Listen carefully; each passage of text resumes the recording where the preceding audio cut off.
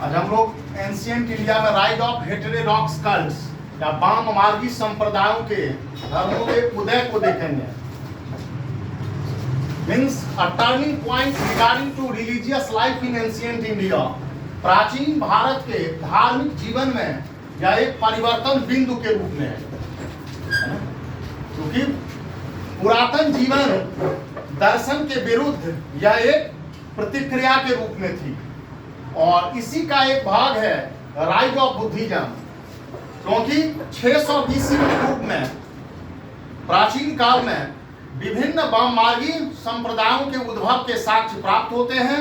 खासकर गंगा घाटी में कुल ऐसे 62 संप्रदाय थे जो वैदिक कर्मकांड के विरुद्ध थे, अर्थात जो प्रचलित दक्षिणपंथी धार्मिक जीवन चल रहा था उसके विरुद्ध में थे, जिसमें बौद्ध, जैन, आजीवक और अन्य वाममार्गी संप्रदाय थे। और ये राइज ऑफ हेटेरोडॉक्स कल्ट का जो समय है वो 600 BC का काल है। यहाँ से प्रश्न अक्सर पूछे जाते हैं, एक तो है नगरीकरण से संबंधित, दूसरा धार्मिक कौन से सुधार से संबंधित। एक बार प्रश्न पूछा गया है कि 600 BC is a witness of economic unrest and religious unrest. ईसा पूर्व 6ठी शताब्दी धार्मिक एवं आर्थिक असंतोष का काल था। 600 BC is unrest of economic and religious unrest.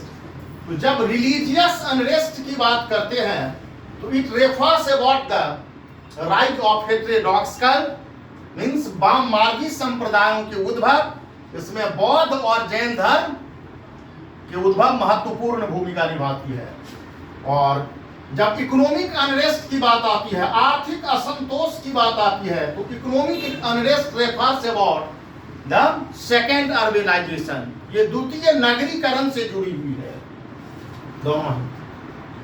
अब यह है कि ईसा पूर्व 6ठी शताब्दी में इन वाममार्गी संप्रदायों के उद्भव के क्या कारण थे, कौन सी वो परिस्थितियां थी, मीन्स कॉजिंग फैक्टर्स, उत्तरदायी कारक अथवा परिस्थितियां। एक तो इसको हम लोग देखेंगे।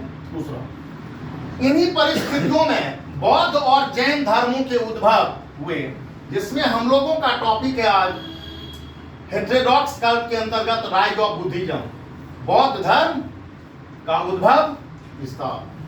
तो बौद्ध धर्म के प्रोपाउंडर कौन? महात्मा बुद्ध।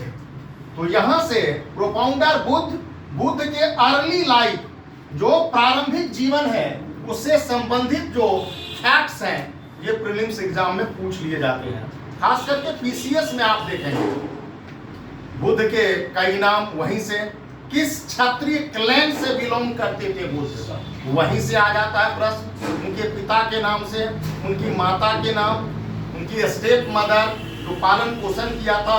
गौतम नाम क्यों पड़ा? क्योंकि गौतम गोत्र से वो थे, है ना। शाक्य मुनि नाम इसलिए कि शाक्य क्लैन, क्षत्रियों की शाक्य क्लैन से बिलोंग करते थे। तो अर्ली लाइफ से रिलेटेड प्रश्न पूछे जाते हैं। अब जैसे उनकी मैरिटल स्टेटस, शादी 16 वर्ष की अवस्था में, पत्नी का नाम ये पूछ देता है, पुत्र का नाम, यहां से प्रश्न आ जाता है।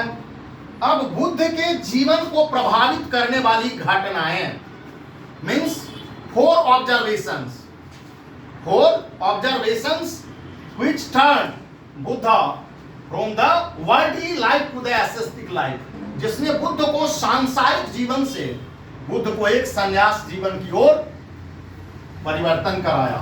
तो अर्ली लाइफ में ही वहीं आप देखेंगे 4 ऑब्जर्वेशंस, है ना। और उन ऑब्जर्वेशन से उनका रिनंसिएशन ऑफ बुद्धा, बुद्ध का गृह त्याग, जिसे बौद्ध धर्म में ग्रेट रिनंसिएशन अथवा महाविनिष्क्रमण कहा जाता है।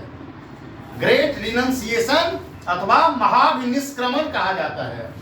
अब इस निष्क्रमण में भी उनका चैरियोटियर कौन था, रथ चालक कौन था, तो चन्न सब था।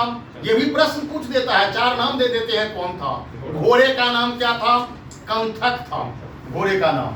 तो ये प्रश्न पूछ देता है। जैसे जन्म से संबंधित क्षेत्र, कपिल वस्तु, ये लुम्बिनी में जन्म हुआ था, हाँ, यही यहाँ से प्रश्न पूछ देता है कि अब यह है कि उसके बाद एक प्रोसेस रही, लॉन्ग जर्नी, लंबी यात्रा रही regarding to attainment of knowledge, Buddha के ज्ञान प्राप्ति। एक लंबी यात्रा रही, क्योंकि ये रिनंसिएशन जो है वो 29 ईयर में 29 वर्ष की अवस्था में बुद्ध ने गृह त्याग किया था, है ना। 29 ईयर, है ना, की एज में बुद्ध ने गृह त्याग किया था, जिसे महाविनिष्क्रमण कहा जाता है। 6 वर्षों तक कठोर तपस्या की। यहां आप देखेंगे अर्ली जो